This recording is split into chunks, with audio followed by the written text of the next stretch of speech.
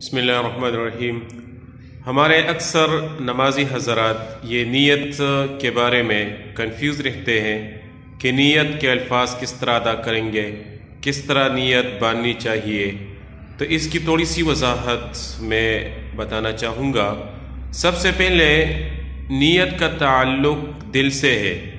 جس طرح ہم کہتے ہیں کہ نماز میں کل فرض، اس میں کچھ باہر کے ہے اور کچھ نماز میں اندر ہے۔ نماز کے جو باہر ہے اس کو شرائط الصلاۃ بھی کہا جاتا ہے۔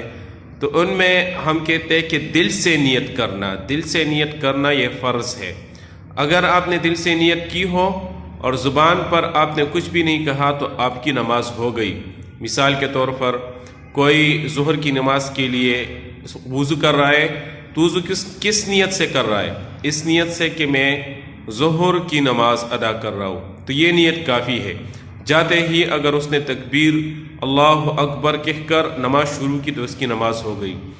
دوسری بات، زبان پر الفاظ ادا کرنا کہ میں مثال کے طور پر ظہر کے 4 فرض ادا کر رہا ہوں اس امام صاحب کے پیچھے، تو یہ الفاظ زبان کے ساتھ ادا کرنا مستحب ہے۔